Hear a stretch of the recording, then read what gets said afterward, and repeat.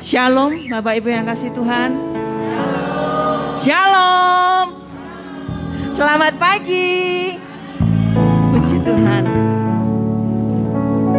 Pagi hari ini suatu kesempatan yang luar biasa untuk kita beribadah kepada Tuhan. Bersyukur kepada Tuhan untuk kesehatan kita semua, sehingga pada pagi hari ini kita boleh ada di tempat ini untuk bersama-sama menaikkan pujian bagi nama Tuhan. Bapak Ibu siap untuk memuji Tuhan? Amin, puji Tuhan. Mari Bapak Ibu yang kasih Tuhan, kita akan berdoa terlebih dahulu untuk menaikkan pujian dan penyembahan bagi nama Tuhan. Bapa, di dalam nama Yesus, kami mengucap syukur untuk segala kebaikan Tuhan di dalam hidup kami. Terima kasih Yesus, kami boleh beristirahat sepanjang malam, dan pagi hari ini kami boleh bangun dengan tubuh yang sehat, sehingga kami boleh hadir di tempat ini untuk memuji dan meninggikan nama Tuhan. Terima kasih Yesus Tuhan. Terima kasih Yesus Tuhan. Bapa, kami bangga mempunyai Allah seperti Engkau. Saat ini Tuhan, kami hendak memuliakan nama-Mu. Kami hendak meninggikan nama-Mu, sebab hanya Engkaulah yang layak ditinggikan dan layak disembah. Haleluya.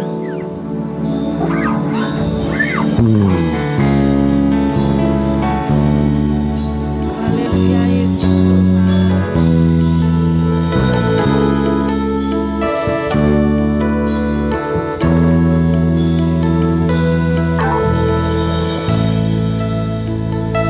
Amin. Haleluya Yesus. Dialah yang maha tinggi,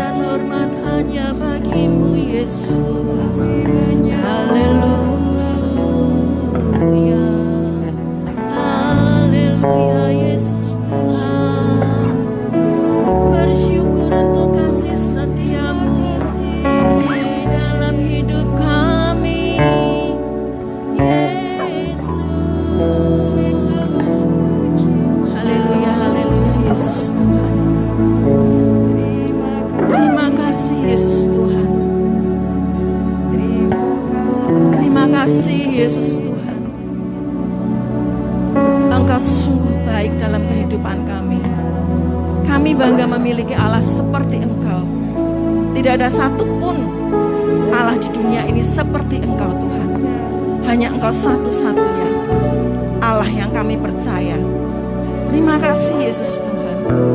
Terima kasih Yesus. Pagi hari ini Tuhan kami siap untuk memuji meninggikan nama Tuhan. Kami siap untuk mendengar firman-Mu Tuhan. Kami siapkan hati kami Tuhan sebagai ladang yang dengan tanah yang lembut, yang siap ditanami oleh benih firman-Mu pada pagi hari ini. Terima kasih Yesus Tuhan. Terima kasih Yesus Tuhan. Segala hormat dan pujian hanya bagi-Mu Yesus. Haleluya. Yang percaya katakan amin. Beri kemuliaan bagi nama Tuhan. Haleluya. Bapak Ibu yang kasih Tuhan, boleh beri salam satu dengan yang lain yang tadi belum ya. Selamat pagi, Tuhan Yesus memberkati. Hari ini harinya Tuhan, amin.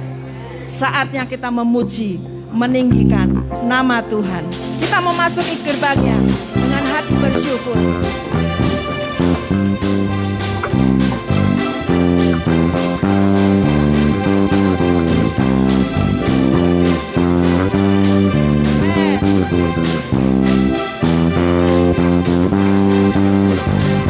Masuki gerbangnya dengan hati bersyukur, halamannya dengan puji. Yes.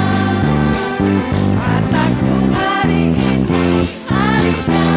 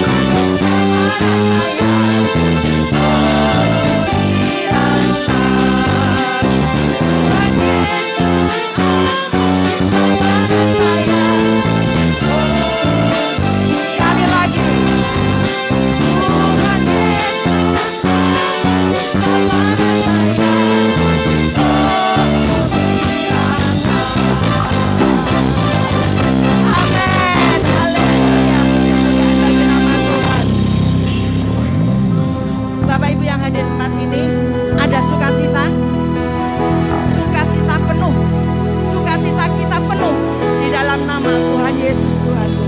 Amin. Haleluya. Hosana, Hosana, tinggikan namanya. Hosana, Hosana, mulia namanya. Hey!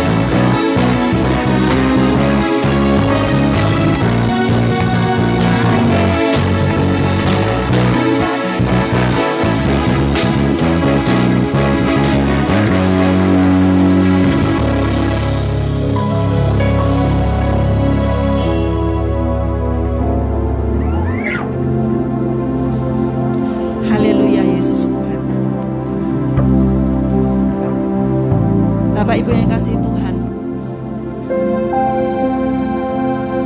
kita diajar oleh Tuhan untuk mengucap syukur di dalam segala hal. Apapun keadaan kita saat ini, apapun yang kita alami hari-hari ini, kita tahu Tuhan Yesus tidak pernah terlambat untuk menolong.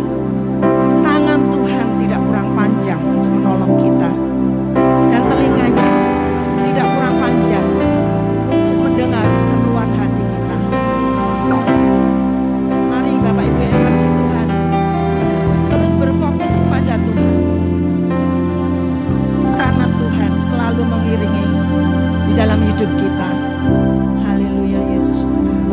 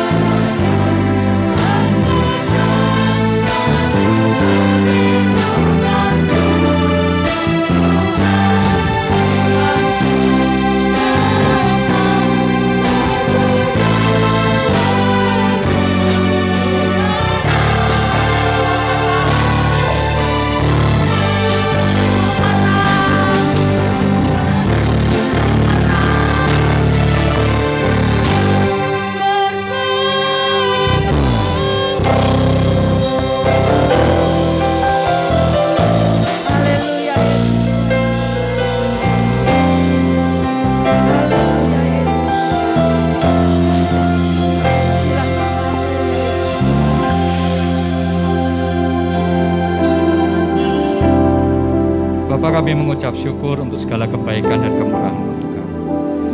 Kami percaya bahwa ada mujizat di dalam ucapan syukur yang kami naikkan kepada-Mu. Kami juga tahu bahwa Engkau adalah Allah perlindungan kami, gunung batu kami, keselamatan kami. Biarlah setiap kami anak-anak-Mu di tempat ini selalu mengandalkan Engkau ya Tuhan. Biarlah kami hanya berpegang kepada jalan-jalan-Mu saja dan tidak mencari jalan yang lain. Terima kasih Tuhan, pagi hari ini kami boleh berada di tempat ini. Kami percaya anugerah Tuhan tercurah sekali lagi di tempat ini bagi setiap kami yang mencari Engkau. Puaskan setiap hati yang rindu akan kebenaran firman-Mu. Ampuni segala dosa dan kesalahan kami ya Tuhan. Terutama ampuni segala dosa dan kesalahan hamba-Mu pada pagi hari ini. Layakkan hamba-Mu melayani jemaat-Mu di tempat ini. Di dalam nama Tuhan Yesus Kristus, semua kita yang siap mendengar kebenaran firman, mari sama-sama katakan, amin. Shalom Bapak Ibu, selamat pagi. Terima kasih buat Pak Gembala, Pak Yosua. Mana Pak Yosua? Pak Yosua yang sudah mempercayakan pagi hari ini untuk mengisi firman di tempat ini. Ya, biasanya saya datang ke sini cuman main atau kalau ada persekutuan, ya. Tapi baru kali ini bertemu dengan Bapak Ibu di ibadah hari Minggu, ya. Saya mengucap syukur bahwa tempat ini adalah salah satu gereja yang tetap menyelenggarakan ibadah tatap muka, gitu ya, dan menerapkan protokol kesehatan yang menurut saya cukup baik, gitu ya, sesuai dengan standar. Saya datang bersama istri saya, jadi ada di depan Bapak Ibu. Nama saya Adi Andrianto. Saya mengenal Bapak Yosua, Pak Gembala di dalam sebuah komunitas, yaitu komunitas Pria Sejati di Kota Semarang, gitu ya. Jadi biasanya kami berkumpul di tempat ini dalam rangka itu. Jadi ini saya ada di hari Minggu, datang di hari Minggu di ibadah hari Minggu. Apakah saya diperkenankan untuk lepas masker, Pak? Saya agak kagok gitu ya. Sebetulnya pakai masker ini sebetulnya ya rada-rada menyiksa, cuman karena tidak mau menjadi batu sandungan buat yang lain gitu ya Bapak Ibu ya. Bukan berarti juga saya khawatir juga dengan COVID ini. Kita waspada boleh tapi takut jangan. Ya, hari-hari ini kita semua mengalami sebuah kondisi yang tidak mengenakan. Saya tidak tahu keadaan Bapak Ibu, tetapi beberapa teman yang saya jumpai, beberapa kawan di dalam gereja juga mengalami kondisi-kondisi yang tidak baik. Karena pandemi ini sudah berlangsung lebih dari 1,5 tahun, ya, hampir 2 tahun. Memang diperkirakan dari awal itu akan mencapai 2 tahun. Kenapa ada perkiraan seperti itu? Karena sejarah sudah pernah terjadi seperti ini 100 tahun yang lalu. Tetapi tidak ada satu manusia yang hidup pada waktu dulu pernah ada sejarah seperti ini dan sekarang terulang 100 tahun kemudian. Nah, 2 tahun dunia baru bisa membaik. Semakin lama akan semakin melemah dan dia akan hilang. 100% hilang tidak, karena tidak mungkin virus itu akan hilang, tetapi dia akan lebih lemah karena imunitas manusia itu semakin hari akan semakin naik, dan manusia itu adalah makhluk hidup yang sudah diciptakan untuk bisa beradaptasi. Ini yang penting, yang perlu kita ketahui bahwa manusia itu pasti beradaptasi, jadi virusnya nggak hilang, tetapi kita sudah dalam tanda kutip sedikit kebal, dia akan menjadi seperti flu yang biasa. Apakah tetap harus vaksin, Pak? Oh harus, saya sangat menganjurkan untuk Bapak Ibu vaksin. Karena vaksin itu melindungi dan mengurangi resiko. Bukan berarti tidak terkena virus, tetapi mengurangi resiko. Yang mengerikan dari peristiwa pandemi ini yang manusia tidak siap menerimanya adalah kita kehilangan orang-orang yang kita kenal dalam waktu yang singkat gitu ya. Jadi karena terpapar virus kemudian tidak bisa dijenguk, tidak bisa kita doakan, kita datangi. Biasanya orang sakit itu kan dikuatkan, didatangi, dihibur, itu dia jadi lebih semangat gitu ya. Tetapi yang jahat dari virus ini saya lihat bahwa seseorang kalau sakit dia ditinggalkan sendirian. Itu yang dampak yang paling jahat dari virus ini. Dan kemudian prosesi pemakamannya pun juga dipersingkat, terus dibatasi dan sebagainya. Beberapa kali saya mendatangi dan mendoakan teman-teman yang kehilangan orang tua, kehilangan istri, kehilangan suami oleh karena virus ini gitu ya.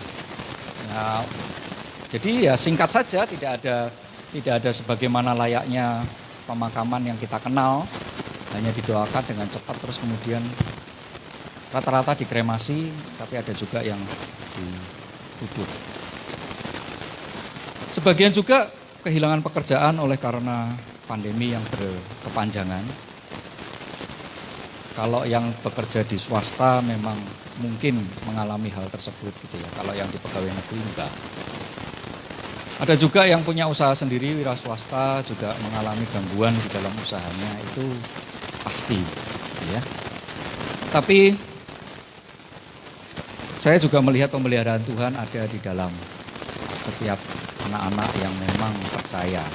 Jadi walaupun mengalami kesulitan, walaupun mengalami gangguan usahanya, saya lihat sampai hari ini juga hidupnya masih baik-baik saja. Itu yang luar biasa. Tidak ada yang berkurang dari setiap mereka, gitu ya. Jadi ya masih ada sukacita, masih ngobrol-ngobrol, kadang makan siang bersama, masih ya kita cerita dengan enak dan kita menghadapi ini bukan dengan lemah, bukan dengan tidak bersemangat, tetapi biasa saja dan kita percaya bahwa ini semua akan membaik kok.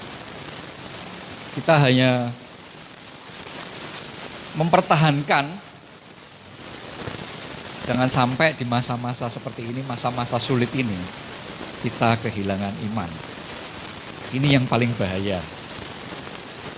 Jadi kalau kita memiliki pandangan yang keliru, atau kita memiliki sebuah konsep yang salah, atau memiliki respon yang tidak benar terhadap Tuhan, saudara, ini adalah masa-masa yang paling jahat di mana seseorang bisa tergoncang imannya. Kalau kita menyalahkan Tuhan atas situasi ini, itu sangat-sangat berbahaya. Menurut saya justru di saat-saat seperti ini saudara tetap harus bersekutu di dalam persekutuan saudara seiman, terutama di gereja pastinya, dan sering-seringlah berbicara pada Pak Gembala kalau ada sesuatu hal yang mengganggu di dalam pikiran, karena benih yang sudah ditabur oleh roh jahat itu pelan-pelan akan bisa bertumbuh kalau kita bergaul dengan orang yang salah, gitu ya. Dan kemudian nanti kita bisa mengalami atau memiliki persepsi yang keliru terhadap Tuhan. Karena kita pikir semuanya kan dari Tuhan. Berarti Tuhan dong yang menyebabkan kita semua merasa seperti ini dan sebagainya. Saudara, pagi hari ini saya akan mengajak Bapak Ibu untuk kita sama-sama menyelami,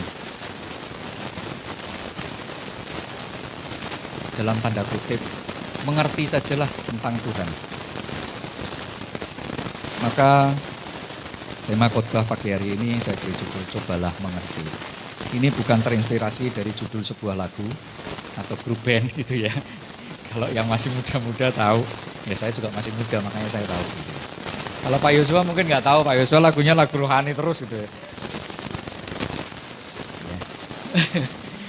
Ya, saudara, cobalah mengerti. Apa sih yang harus kita mengerti? Cobalah mengerti Tuhan. Ini agak sulit karena saya pernah mengalami pergumulan seperti ini di saat sesuatu itu terjadi yang tidak baik di dalam hidup saya. Padahal di dalam pemikiran saya kayaknya tidak ada sesuatu hal yang melanggar firman. Saya itu rajin ke gereja, saya itu juga membantu pelayanan di dalam gereja, saya sudah memberi persembahan, artinya semua yang Tuhan perintahkan kepada saya lakukan. Tetapi kenapa kok ada sesuatu hal buruk terjadi di dalam hidup saya? Sama seperti keadaan seperti ini. Apa salah saya sehingga saya dipecat dari tempat kerja? Padahal itu bukan karena kesalahan saya. Itu kan karena COVID. Kenapa kok saudara saya meninggal, orang tua saya meninggal, istri saya meninggal. Saya ada 2 orang teman kehilangan suami dan kehilangan istri. Saudara, mudah kalau untuk kita berkata bahwa dan kita menghibur gitu ya. Tapi saya waktu itu nggak bisa berkata-kata juga. Saya nggak tahu kalau saya mengalami seperti itu, respon hati saya bagaimana. Tetapi itu menjadi sebuah pembelajaran buat saya. Nah, kalau ada di antara saudara yang saat ini mengalami pergumulan seperti itu wajar. Tetapi hari ini kita akan diteguhkan untuk kita mengerti apa sih kehendak Tuhan di dalam hidup kita. Mari kita baca firman Tuhan di dalam kitab Wahyu pasal 22 ayat 13. Wahyu pasal 22 ayat 13. Aku adalah Alfa dan Omega, yang pertama dan yang terkemudian, yang awal dan yang akhir. Allah itu menggambarkan dirinya sebagai Alfa dan Omega, awal dan akhir. Yang terkemudian, yang pertama. Perikop ini bicara bahwa Allah itu melebihi ruang dan waktu. Manusia itu tidak terbatas, iya. Karena sulit sekali mengukur limit manusia. Ada satu orang yang bisa mengalahkan cuaca. Ada satu orang yang bisa mengalahkan bahaya. Macam-macam manusia itu banyak mengeksplor dirinya. Dan menurut saya belum ada sebuah statement pasti tentang yang namanya batasan manusia. Limitnya tidak bisa diukur sebenarnya. Tetapi satu hal, manusia tidak bisa melewati yang namanya waktu dan ruang. Ini satu paket. Jadi kalau saya pada jam 8 pagi berada di tempat ini, di gereja, di GKB Bahtera Raya, maka saya tidak akan bisa berada di tempat lain di jam yang sama, di waktu yang sama. Betul Bapak Ibu? Dan pada waktu nanti setelah selesai ibadah, terus saya pulang dan kemudian saya, aduh tadi saya lupa salaman atau pamit sama Pak Yosua. Saya tidak bisa kembali ke masa di mana ibadah masih berlangsung dan kemudian selesai. Jadi sesuatu yang sudah terlewati tidak akan bisa diulangi. Itulah batasan manusia. Tetapi Tuhan melebihi itu semua. Dia yang awal dan dialah yang akhir. Dia yang pertama dan dia yang terkemudian. Artinya begini, manusia ini tidak bisa melihat hari ini seperti ini, besok akan seperti apa. Manusia tidak akan pernah bisa menggambarkan masa depan akan seperti apa. Pertanyaan yang gampang, kapan COVID berakhir? Gak ada seorang pun yang tahu. Tetapi Tuhan itu bisa melihat yang akhir dari yang awal. Demikian pula sebaliknya, dari sebuah akhir, Tuhan juga bisa melihat yang awal. Bisa dipahami ya Bapak Ibu ya? Artinya semuanya yang terjadi ini dalam rencana Tuhan. Cuman manusia tidak mengerti karena belum selesai. Tuhan bekerja dalam waktu yang kita tidak tahu. Ini namanya sebuah perjalanan. Ada seorang remaja yang waktu itu berkeluh kesah, menangis-nangis karena gagal menikah dengan seorang pria yang dicintainya dan mereka sudah pacaran lama gitu ya. Ini kayaknya ring a bell gitu ya, banyak yang sama ceritanya nih. Soalnya banyak yang manggut-manggut, Pak. Terus kemudian pacarnya ini menikah dengan perempuan yang lain gitu ya. Sering terjadi di kota-kota besar seperti itu. Jadi pacarannya dengan siapa, menikahnya dengan siapa. Nah kemudian si wanita ini sedih sampai depresi. Ya. Apakah saya harus hidup selibat, Pak? Wah jauh banget gitu ya. Biasanya orang kalau lagi depresi, lagi patah hati, mikirnya kadun. Kadang ada yang mau bunuh diri segala. Lah bunuh diri. Mau naik tangga aja takut kok. Mau lompat dari jembatan banjir kanal timur ya nggak mungkin gitu ya. Ngeliatin aja udah serem. Cuman itu hanya perasaan-perasaan saja yang karena tersakiti, karena sedih dan sebagainya. Nah kemudian setelah dinasehati, dikuatkan, ya waktu berjalan kan. Ya namanya masa-masa sekolah, masa-masa SMA, masa-masa kuliah itu wajar lah. Yang namanya hal seperti itu anak muda. Apalagi sudah selesai kuliah, terus mau menikah pun juga ada peristiwa-peristiwa yang seperti itu. Ya itu wajar sebuah perjalanan hidup. Yang terpenting adalah kita respon ini tadi. Ya. Nah setelah melalui berbagai waktu yang panjang, 5 tahun, 7 tahun, 10 tahun.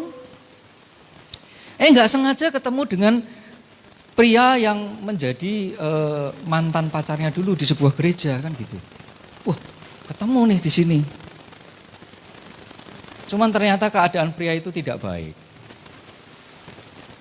Dia cerai, karirnya hancur dan sekarang dia lontang-lantung, penampilannya pun sangat tidak terawat dan sebagainya.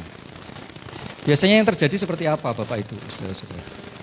Pasti yang perempuan ngomong begini, puji Tuhan, wingi rak sida kawin mbek kuwi. Bener? Padahal 7 tahun, 10 tahun yang lalu, responnya apa? Stres, sedih, kadang bertanya Tuhan, kenapa Tuhan? Mengapa ini terjadi dalam hidupku? Ada orang yang kehilangan pekerjaan, oleh karena satu dan lain hal, gitu ya. Terus kemudian dia juga stres. Kadang bertanya sama Tuhan, bertanya sama hamba Tuhan, kenapa? Salah saya apa Pak? Dan sebagainya.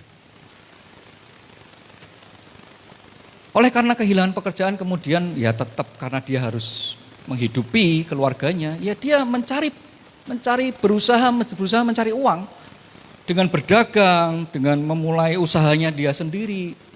Buka toko pelan-pelan, dari mulai dia jajanin keliling, kemudian sampai buka toko, dan kemudian tokonya itu besar. Nggak terasa 15-20 tahun kemudian usahanya berhasil dan dia punya toko lebih dari 1. Saya mau tanya, 20 tahun yang lalu, bisa mengerti dia keadaan bahwa ini adalah rencana Tuhan, bahwa Tuhan sudah menunjukkan masa depan yang lebih baik, walaupun dengan cara yang menurut kita tidak baik.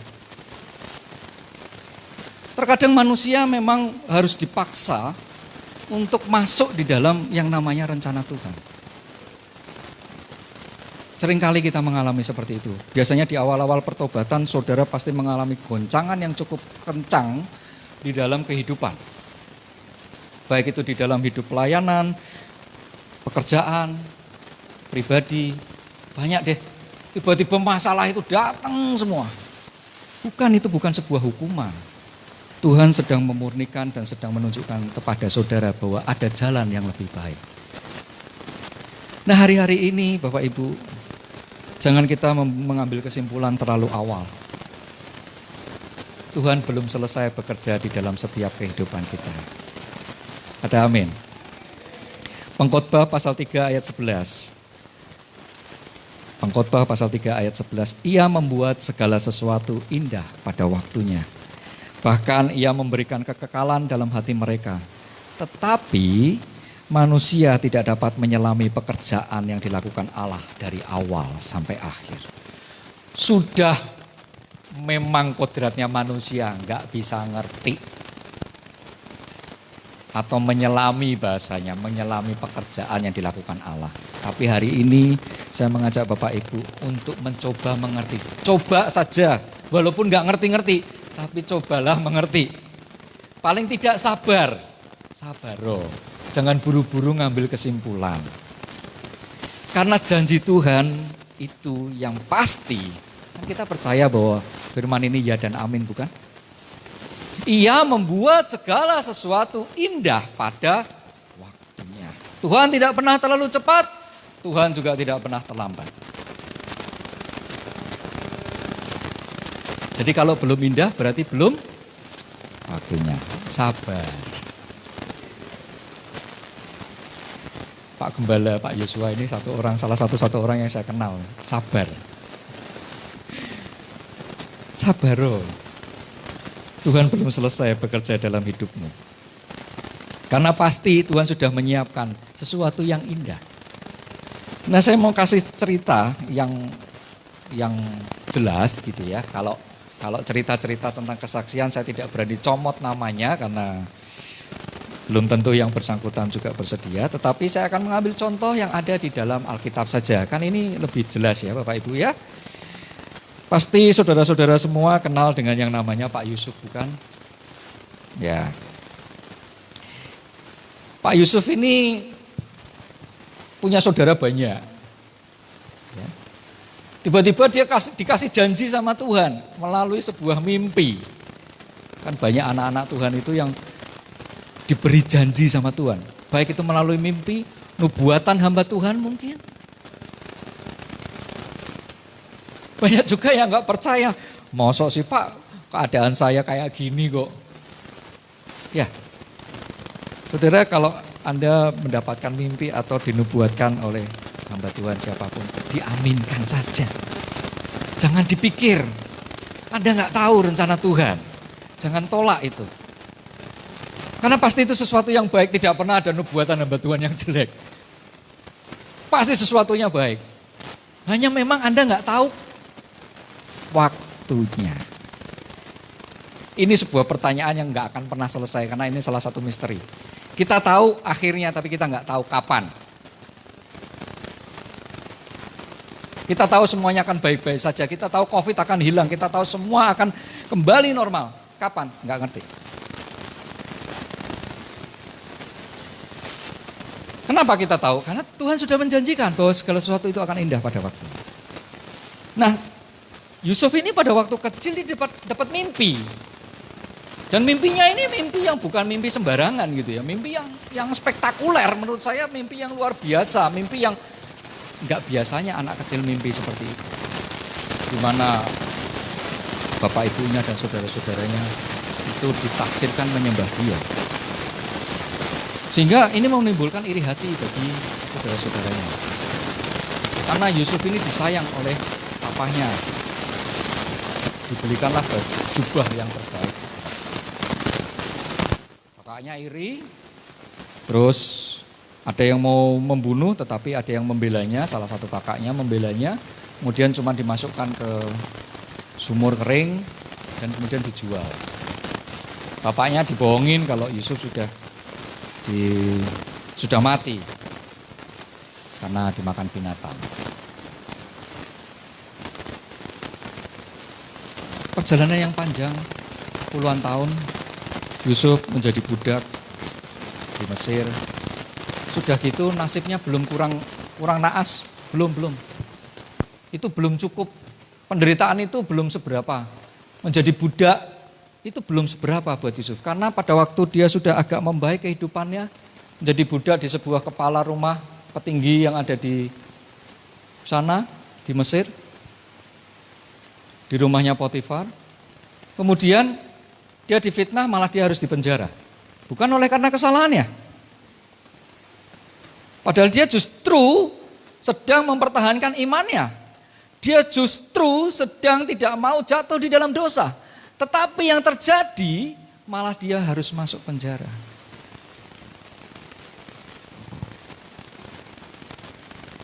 Di dalam peristiwa ini saya tidak pernah melihat ada satu pun saya baca Yusuf berkeluh kesah, Yusuf bersungut-sungut, Yusuf bertanya kepada Tuhan, mengapa Tuhan? Saya nggak baca. Peristiwa itu dia ikuti aja. Dia masuk penjara, dia ikuti. Dia nggak komplain, dia nggak tanya, dia nggak mencoba mencari kesalahan orang. Dia juga tidak berusaha menjelaskan bahwa bukan salah saya. Di dalam penjara karena dia memang adalah orang yang diberkati, karena dia memang adalah orang yang pintar, orang yang berhikmat. Dia dipercaya oleh kepala penjara untuk mengurus. Ini yang penting Bapak Ibu Saudara, orang baik, orang benar, mau ditaruh di tempat manapun, dia akan tetap bersinar. Jadi peganglah itu, jangan kendor. Suatu hari nanti dia akan terbit seperti fajar di pagi hari. Cuman tunggu saja. Ini yang butuh kekuatan, ini yang butuh dikuatkan, dan ini butuh persekutuan. Karena kalau kita sendiri kadang ngelokro. Penting untuk kita bersatu. Setelah di penjara dia pun pada waktu itu mentafsirkan juru minum dan juru makannya raja yang di penjara juga. Dia mentafsirkan mimpi mereka dan dia ngomong kalau kamu nanti bebas ingat aku. Ternyata nggak diingat juga. Nggak diingat. Ditinggalin. Diingatnya pada waktu raja itu mimpi. Dan tidak ada satupun ahli yang bisa menafsirkan. Bahkan tidak mengerti mimpinya apa. Akhirnya baru keingat, oh iya di dalam penjara ada Yusuf. Nah ini sudah waktunya datang. Lah waktu ini Bapak Ibu Saudara, kita nggak ngerti. Tiba-tiba Tuhan bisa bergerak dengan cara yang kita nggak ngerti. Jadi kita belajar untuk sabar dan setia saja. Pada waktu Yusuf dipanggil dan dia bisa menceritakan mimpi dan menafsirkan mimpi itu, langsung lewat jalan tol.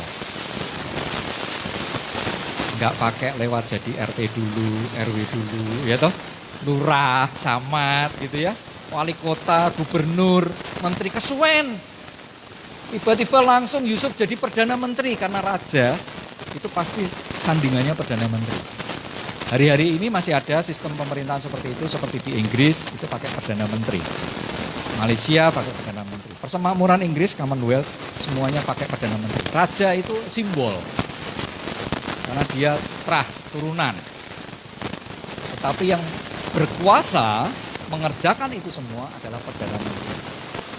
Nah Yusuf diangkat menjadi Perdana Menteri untuk mengelola sebuah kerajaan. Wow. Kalau bukan Tuhan, nggak mungkin. Dan apakah itu bisa terjadi pada setiap saudara? Saya percaya bisa. Banyak saya lihat teman-teman yang mengalami sebuah lompatan yang demikian drastis, yang tidak mungkin menjadi mungkin.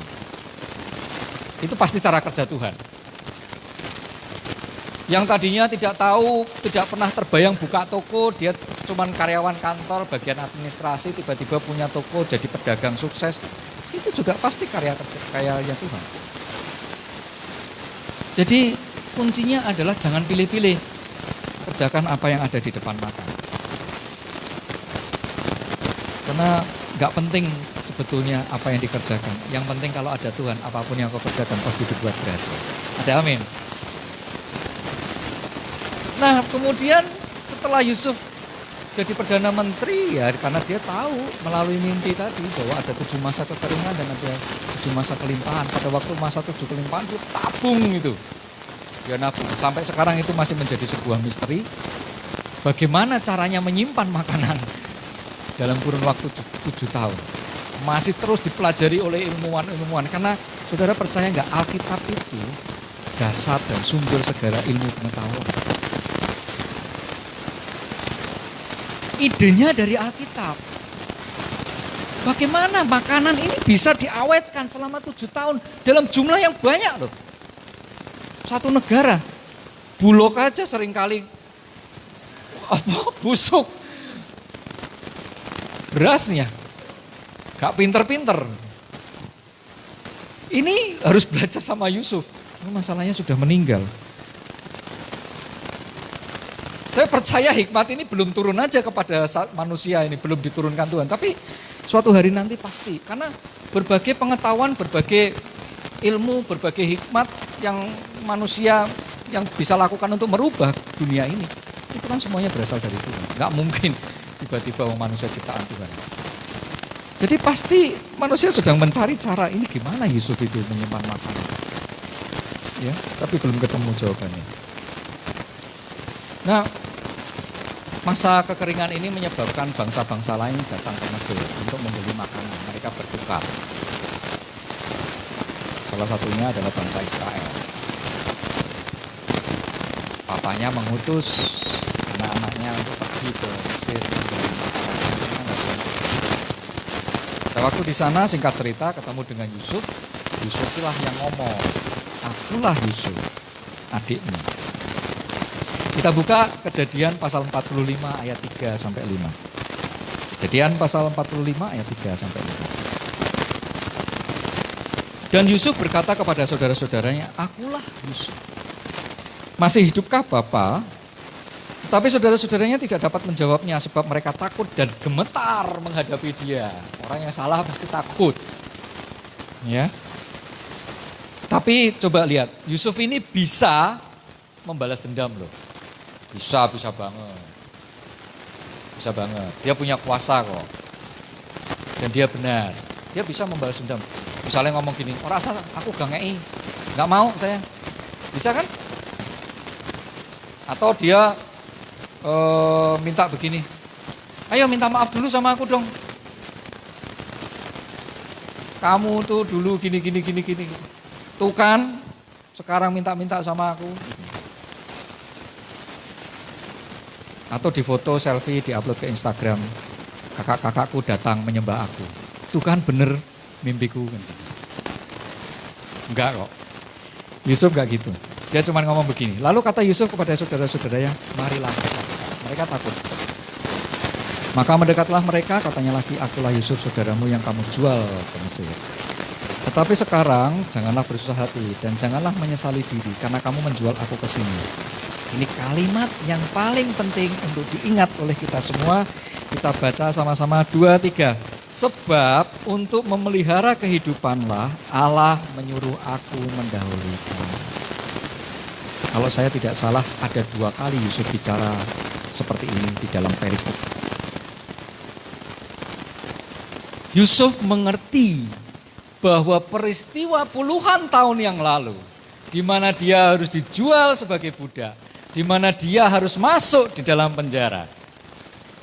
Tujuannya cuma satu, yaitu menyelamatkan bangsa Israel dari kelaparan. Saudara bisa mengerti rencana besarnya Tuhan? Kalau sudah terjadi, manusia bisa melihat ke belakang. Oh iya benar. Ternyata memang rencana Tuhan begini. Tetapi pas waktu kita di awal, isinya protes kok, bersungut-sungut, bertanya, mengeluh. Nah saya percaya setelah pagi hari ini kita tidak lagi bersungut-sungut, tidak lagi mengeluh, tidak lagi bertanya, tidak perlu lagi menggugah Tuhan. Kita cuma perlu mengucap syukur. Dan percaya bahwa waktunya nanti akan tiba. Sehingga kita bisa ngomong begini di dalam Roma pasal 8 ayat 28. Penting Bapak Ibu. Roma 8 ayat 28. Kita tahu sekarang. Kalau dibilang kita tahu sekarang berarti sebelumnya tahu enggak? Enggak tahu. Nah sekarang Bapak Ibu harus tahu bahwa Allah turut bekerja dalam segala sesuatu untuk mendatangkan kebaikan bagi mereka yang mengasihi Dia, yaitu bagi mereka yang terpanggil sesuai dengan rencana Allah. Makanya penting bagi setiap kita untuk berada di jalannya Tuhan, karena itulah panggilan Tuhan sesuai rencana Allah. Kalau kita sudah berjalan di dalam rencananya Tuhan, di dalam koridornya Tuhan, udah nggak usah khawatir. Gak usah lihat kanan kiri. Lihat depan saja. Lihat Yesus. Saudara akan sampai dengan sendirinya. Ya, cuman masalah waktu saja. Nah, seringkali kita itu meminta-minta Tuhan sesuatu yang kita butuhkan dan kita inginkan. Ya. Saya akan ambil ilustrasi. Saya ini suka hari ini, mungkin kurang lebih 2 tahun belakangan saya rutin makan buah. Istri saya itu pasti setiap hari membuatkan saya jus atau enggak buah potong. Apa aja, kadang ya apel, kadang ya jambu. Nah, di slide ini ada pohon jambu. Saya sebetulnya bukan ahli tanaman loh itu. Kalau itu nggak ada buahnya saya nggak ngerti itu pohon apa. Tetapi karena ada buahnya saya tahu itu jambu biji. Yang enak kalau dibikin jus warnanya jadi pink gitu. Ya, merah muda. Nah, itu seperti firman kan. Dari buahnya lah kamu akan mengenal. Ya, saya kenal pohonnya itu dari buahnya. Karena saya nggak ahli pohon. Coba lihat buahnya apa? Oh, ini pohon jambu kan gitu ya. Oh, ini buahnya apa namanya? Buahnya jeruk. Oh ya, ini pasti pohon jeruk. Karena nggak ada pohon jeruk buahnya jambu. Nah, saya pengen bahwa setiap hari saya makan atau minum jus jambu. Akan lebih baik kalau saya punya kebun jambu di belakang rumah, jadi banyak kan gitu ya. Setiap kali pengen tinggal petik, nggak harus cari-cari ke warung, pergi ke pasar gitu. Nah, saya berdoa, Tuhan, saya pengen supaya di belakang rumah saya punya kebun yang bisa saya tanamin jambu. Padahal jadi Tuhan ini gak piye carane omahmu ukurane 90. Wis ra ono lemahe. Wis kebuak. Ya penuh dibangun. Jadi dapur, jadi gudang, jadi segala macam. Ya, tapi namanya manusia punya keinginan macam-macam kan boleh. Ngomong sama Tuhan, gimana caranya Tuhan ya supaya saya bisa minum jus jambu setiap hari. Tanpa harus kesusahan beli. Tanpa harus kadang kalau di pasar nggak ada. Susah. Berdoa terus katanya Pak Gembala juga. Berdoa jangan henti-henti. Doa terus. Suatu ketika Tuhan berikan saya sebuah gambar yang kedua. Multimedia. Tuhan berikan ini. Saya ngomong, Tuhan, saya maunya itu jus jambu. Ini apa?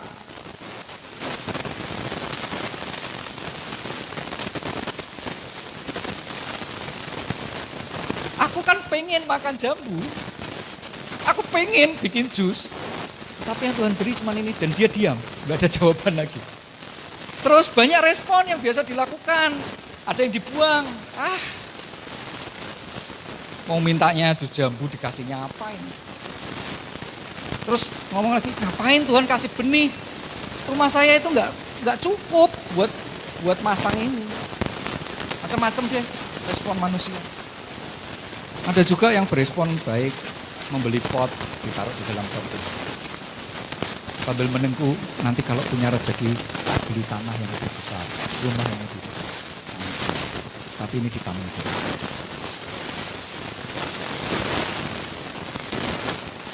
Saudara, seringkali kita meminta kepada Tuhan dan Tuhan sudah jawab doa kita. Saya percaya sebetulnya Tuhan sudah menjawab setiap doa kita. Tetapi terkadang kita nggak ngerti maksudnya. Terkadang kita nggak tahu sebetulnya Tuhan itu menyiapkan kita apa. Bukankah di dalam benih ini ada yang namanya pohon, ranting, daun, buah yang tiada habis.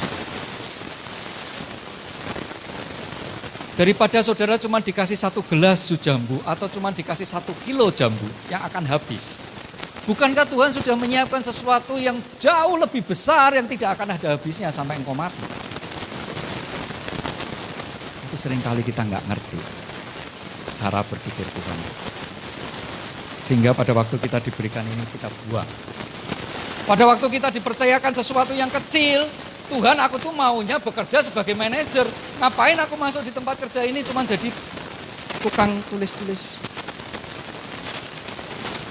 saudara sedang dipersiapkan. Yusuf sebelum jadi Perdana Menteri, dia harus melalui proses yang panjang puluhan tahun. Itu dia belajar. Tidak mungkin kalau kita tanpa persiapan tiba-tiba kita menduduki tempat di situ. Ambiar. Bagaimana mungkin saudara yang tidak punya kepandaian di dalam mengelola uang, tiba-tiba Tuhan berikan uang 1 triliun. Ambiar. Pernah bayangkan seorang anak kecil diberikan uang oleh papa mamanya sebesar 1 juta rupiah, kira-kira dibelikan apa? Atau anak kecil diberi sepeda motor sport atau mobil sport, yang terjadi apa? Kecelakaan. Bapamu di surga itu jauh lebih baik dari semua bapak-bapak yang ada di dunia. Dia tahu kapan kamu siap. Pada waktu kita siap, itu pasti akan terjadi. Jadi yang kita persiapkan apa? Yang kita lakukan apa? Ya siapkan diri kita sendiri. Karena berkat itu sudah ada. Sudah disediakan bagi setiap kita. Cuma tinggal tunggu waktunya saja. Lukas pasal 13 ayat 18 sampai 19. Maka kata Yesus, seumpama apakah hal kerajaan Allah dan dengan apakah aku mengumpamakannya? Ya seumpama biji sesawi yang diambil dan ditaburkan orang di kebunnya. Biji itu tumbuh dan menjadi pohon dan burung-burung di udara bersarang pada cabang-cabangnya. Inilah yang Tuhan kehendaki di dalam setiap kehidupan anak-anak. Di mana saudara itu akan menjadi saluran berkat bagi setiap orang. Bukan cuma untukmu, Tuhan berikan itu kelimpahan, itu konsepnya Tuhan. Jadi bukan cukup, limpah pasti. Limpah itu tidak dalam ukuran absolut ya. Bapak Ibu tidak boleh bicara tentang ukuran absolut. Ukuran setiap orang berbeda-beda tentang yang namanya kelimpahan. Yang pasti itu akan ada sisanya untuk saudara bagikan kepada orang lain. Itu namanya limpah. Jadi bukan hanya mencukupkan kebutuhan saya untuk makan jus jambu, tetapi lihat, itu akan menjadi pohon yang besar, burung-burung di udara bersarang. Jadi saudara akan menjadi berkat bagi banyak orang, di mana orang-orang akan berlindung pada saudara. Ini sebuah model pemberitaan kerajaan Allah yang nyata, di mana Tuhan ingin saudara menjadi saksinya. Bukan hanya masalah berkat, tetapi bagaimana kehidupan saudara itu sudah dalam rencana Tuhan dan bagaimana Tuhan sudah memelihara hidup saya. Ada orang yang memang, sekali lagi ini bukan bicara tentang jumlah yang absolut, tetapi orang yang bisa berbagi itu adalah orang yang berlimpah. Jadi di saat saudara bisa membagi dengan orang lain, saudara bisa membantu sesamamu, saudara bisa meringankan beban sesamamu yang sedang kesulitan, mungkin sedang sakit, tidak butuh obat, saudara meringankan beban seseorang yang butuh sekolah, saudara bisa membantu kebutuhannya, atau apapun itu. Itulah yang dikehendaki oleh Tuhan di dalam setiap kehidupan anak percaya. Dan di situ adalah kehendak Tuhan yang nyata di dalam hidupmu. Tetapi yang pasti Tuhan tidak pernah meminta saudara melakukan sesuatu yang saudara tidak punya. Jadi masa depanmu itu tidak ada di depanmu. Saya ulangi, masa depanmu itu tidak ada di depanmu. Banyak kan kita berpikir begitu. Saya akan punya masa depan kalau saya sekolah di perguruan tinggi A. Terus kemudian pada waktu kita nggak diterima di sana, kita berpikir bahwa seolah-olah kita tidak punya masa depan. Saudara, masa depan tidak ada di depanmu. Masa depanmu itu ada di dalam dirimu. Seperti buah jambu itu yang ada di dalam benih. Dan benih itu sudah ada di setiap orang-orang di tempat itu. Jadi masa depanmu itu sudah ada di dalammu. Cari, kembangkan itu, pelihara, sirami, tingkatkan, tumbuhkan bersama dengan Tuhan. Sesuai dengan jalan, pasti akan berbuah.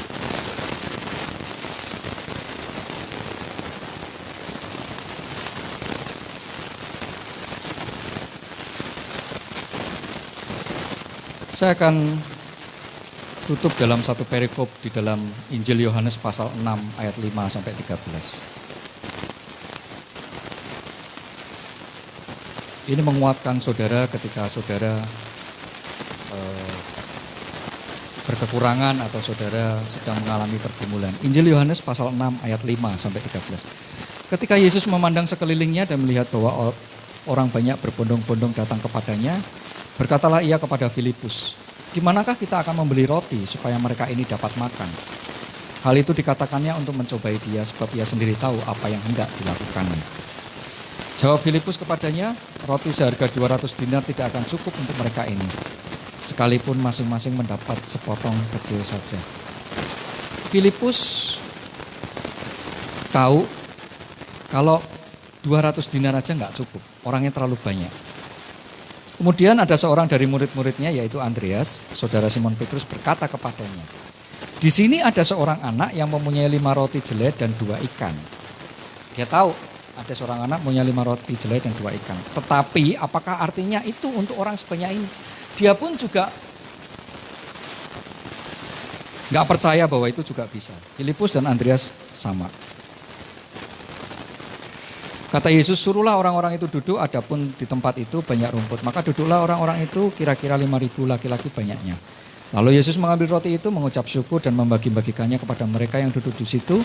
Demikian juga dibuatnya dengan ikan-ikan itu, sebanyak yang mereka kehendaki. Dan setelah mereka kenyang, ia berkata kepada murid-muridnya, "Kumpulkanlah potongan-potongan yang lebih, supaya tidak ada yang terbuang." Maka mereka pun mengumpulkannya dan mengisi 12 bakul penuh dengan potongan-potongan dari kelima roti jelai yang lebih setelah orang makan. Saya percaya Bapak Ibu sudah sering banget mendengar perikop ini dan cerita ini. Saya mau tekankan di sini ada 2 orang murid Yesus, Filipus dan Andreas. Filipus ini berpikir di dalam pikirannya bahwa uang 200 dinar mungkin itu uang yang dia punya, yang mereka punya pada waktu itu. Nggak akan cukup buat beli roti buat orang sebanyak ini. Tapi dia diam aja di dalam pikirannya, dia bergumul dengan pikirannya. Andreas tahu ada anak kecil yang bawa 5 roti 2 ikan.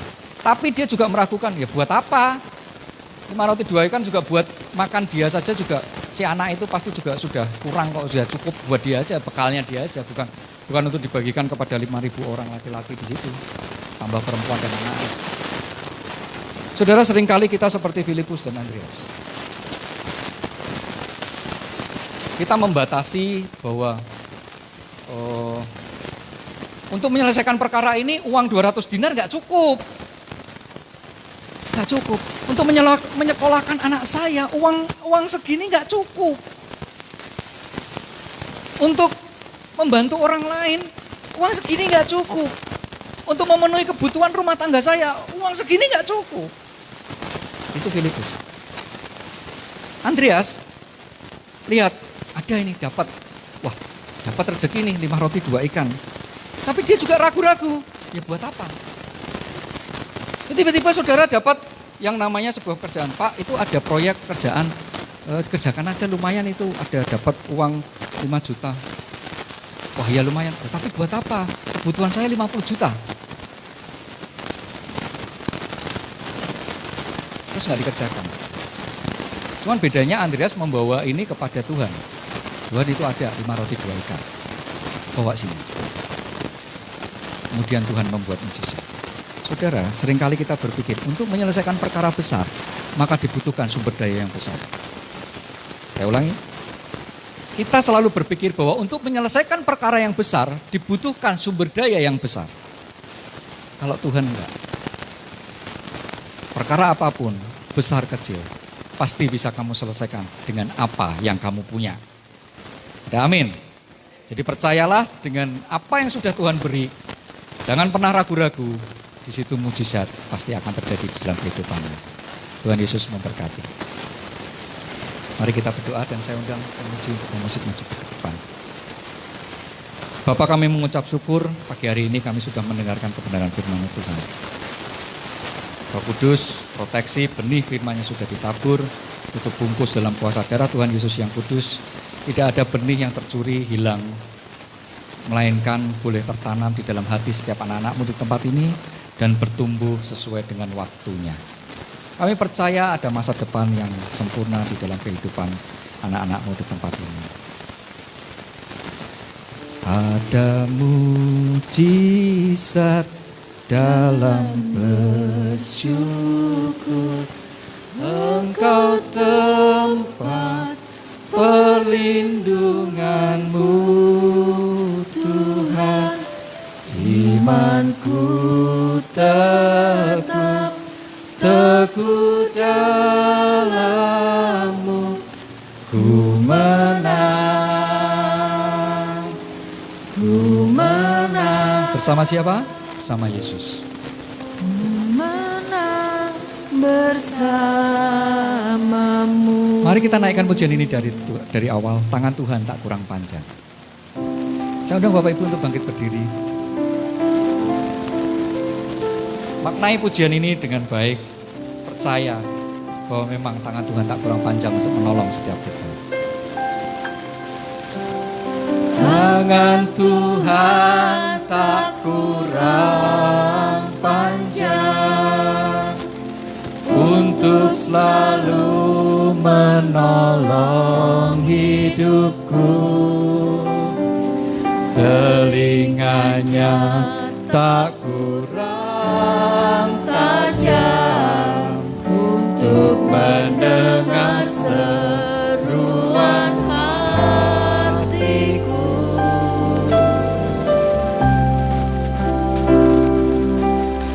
Ada mujizat dalam bersyukur, Engkau tempat perlindunganku Tuhan.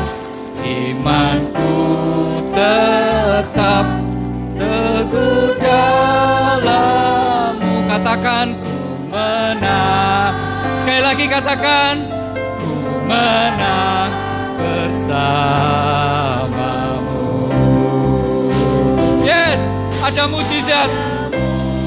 Mujizat dalam bersyukur, Engkau tempat perlindunganku Tuhan.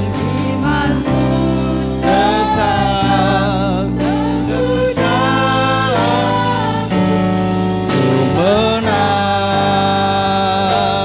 Ku menang. Ada mujizat, ada mujizat dalam bersyukur, Engkau tempat perlindunganku Tuhan. Imanku datang teguh dalam-Mu. Ku menang bersamamu.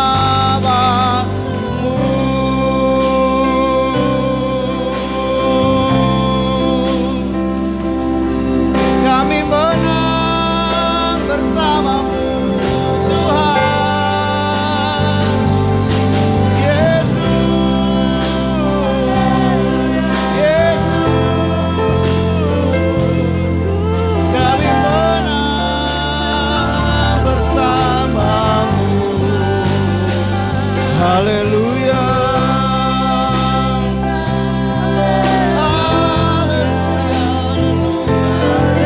Yesus Tuhan, Yesus Raja. Irabashikara lama-lamashikara. Yesus, Yesus,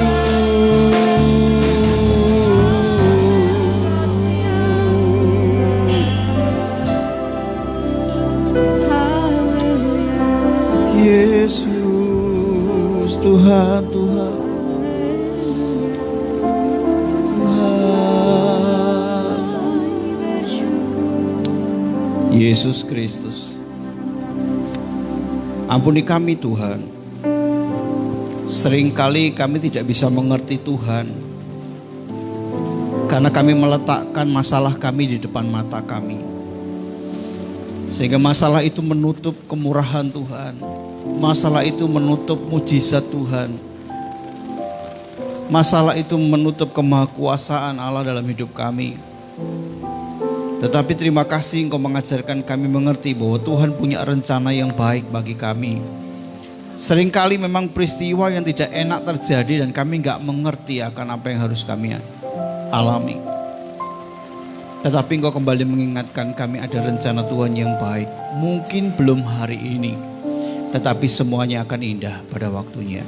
Kami bersyukur Tuhan, hanya kuatkan dan teguhkan kami untuk ketika kami melewati hari-hari yang melelahkan, peristiwa-peristiwa hidup yang menyukarkan hati kami. Ajar kami menjalaninya dengan satu prinsip bahwa ada Tuhan yang bersama dengan kami. Tuhan pasti membawa kami ke tempat yang jauh lebih baik, ke situasi yang jauh lebih indah. Hanya kami tidak tahu kapan. Ajar kami kuat dan bersabar, sehingga itu semuanya akan kami lihat indah pada waktunya. Terima kasih untuk hamba-Mu yang sudah memberkati kami pada pagi hari ini. Engkau terus pakai untuk kemuliaan Tuhan, keluarganya, usaha pekerjaannya, semuanya dipakai untuk memuliakan Tuhan dan jadi berkat. Terima kasih Tuhan, kami bersyukur. Haleluya. Amin. Silakan duduk Bapak Ibu. Mengucapkan terima kasih untuk Pak Adi dan Ibu yang sudah hadir, yang sudah memberkati kami pada pagi hari ini. Tuhan yang membalas, Tuhan yang memberkati. Bapak Ibu sekalian, diberkati oleh firman Tuhan pagi hari ini. Kadang-kadang memang hidup kita tidak kita mengerti hari ini. Kadang-kadang ketika kita punya persoalan memang seperti kita berjalan dalam lorong yang gelap. Lorong ini menuju kemana kita nggak ada yang tahu. Tetapi jalani saja dengan syukur, jalani saja dengan kesabaran. Ketika engkau ada di ujung lorong, engkau akan melihat bahwa oh Tuhan yang membuat saya selama ini seperti ini, sehingga ini yang terjadi, yang pasti jauh lebih baik dan indah pada waktunya. Amin. Tuhan memberkati, ayo pegang firman Tuhan, ayo terus bersyukur bahwa Tuhan tak pernah meninggalkan kita. Amin. Bapak Ibu, di akhir ibadah ini, sebelum kita akhiri, ada beberapa pengumuman yang perlu Bapak Ibu perhatikan. Sekolah minggu masih menggunakan link dari Superbook Indonesia. Saya akan bagikan setelah ibadah ini. Kemudian hari Senin ada kado, kunjungan dan doa bersama dengan Saudara Haldoko atau keluarga Mas Haldoko ya. Nanti kita konfirmasi Mas, waktu bagaimana kita sepakati bersama-sama. Hari Selasa 31 Agustus ada ibadah wanita Maria. Mari semangat berkomunitas supaya makin kuat di dalam Tuhan. Ibu-ibu, banyak persoalan yang harus dihadapi, harus kuat, harus teguh. Wanita ini, ibadah ini menguatkan ibu-ibu semuanya ya. Bukan ajang untuk ngerumpi, tetapi dikuatkan supaya kita ngerumpin firman Tuhan.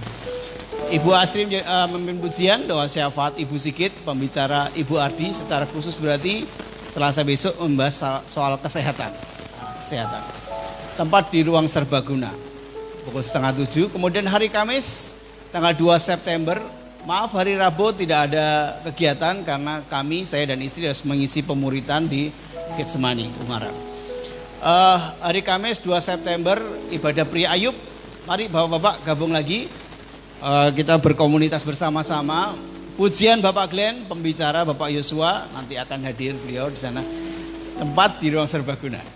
Hari Jumat tanggal 3 September, Youth makin semangat, ibadah Youth, pemimpin pujiannya Saudari Lia, pemusik Saudari Elsa, Bapak Yosua, Nathan dan Saudara Ian.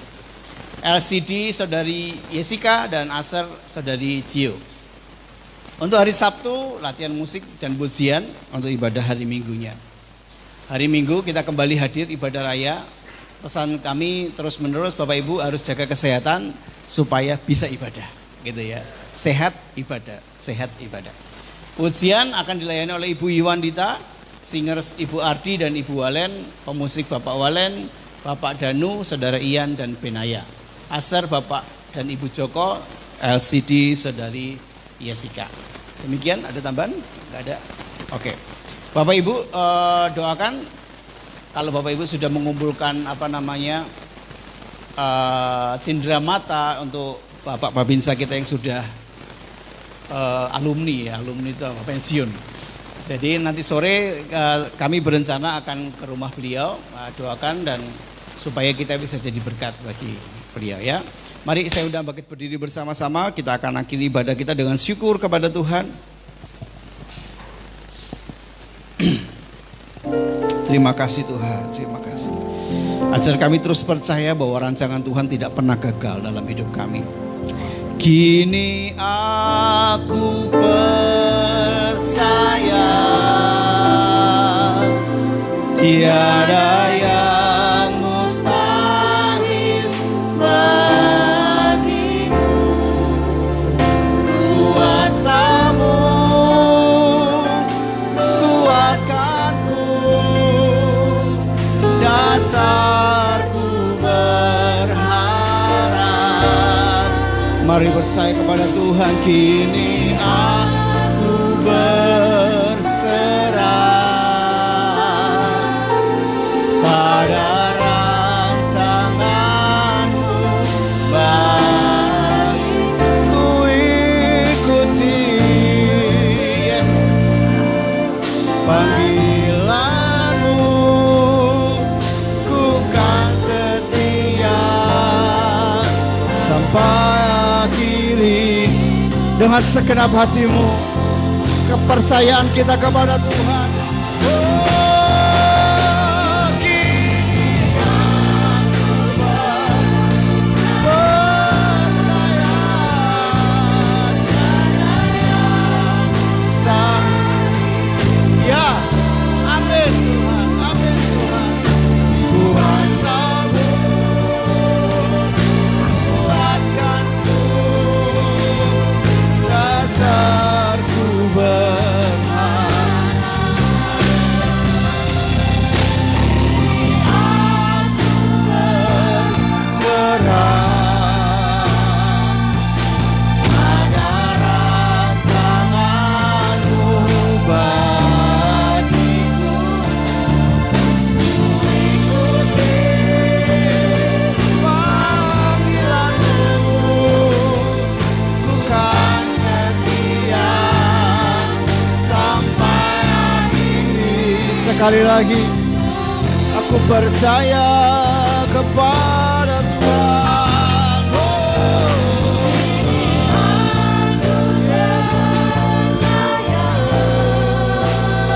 Tiada yang mustahil bagimu. Kuasa-Mu kuatkanku, dasarku berharap. Kini kami berserah kepada Tuhan. Kami mau ikut rencana-Mu, kami mau ikut rancangan-Mu bagi kami Tuhan.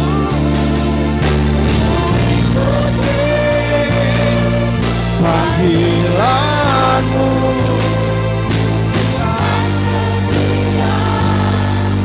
sampai akhir hidupku. Ku ikuti panggilan-Mu, kan setia sampai akhir hidupku. Ku ikuti panggilan-Mu, ku kan setia sampai akhir hidupku.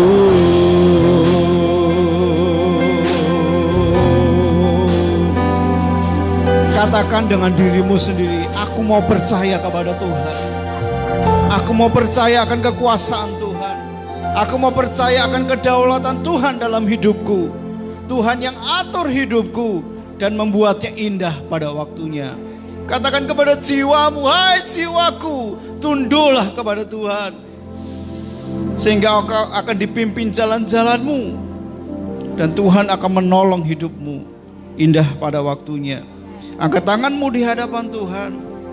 Engkau melihat tangan-tangan yang terangkat di hadapan Tuhan. Pagi hari ini kami menengadahkan tangan kami bahwa kami berserah kepada Tuhan. Kami rindu Engkau yang berdaulat atas hidup dan kehidupan kami. Bukan tentang kami, tetapi tentang Tuhan dan rancangan-Mu yang ada dalam hidup kami terjadi indah. Terima kasih Tuhan, terima kasih. Bapak, Ibu, Saudara, jemaat yang dikasihi Tuhan, pulanglah dan jadilah berkat dimanapun kau berada dan kau ditempatkan Tuhan.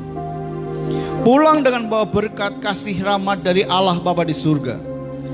keselamatan dalam Yesus Kristus Tuhan kita, persekutuan manis dari Roh Kudus, ketiganya yang esa, memberkati keluargamu, memberkati pribadi lepas pribadi, memberkati studimu dibuat Tuhan menjadi berhasil, pekerjaanmu diberkati Tuhan. Apapun usahamu, cita-citamu, angan-anganmu untuk mempermuliakan nama Tuhan, diberkati Tuhan dan dibuat menjadi berhasil. Sekarang sampai selama-lamanya hingga Tuhan datang yang kedua kalinya. Di dalam nama Yesus, yang percaya beriman bersama berkata amin. Tuhan Yesus memberkati. Selamat hari Minggu.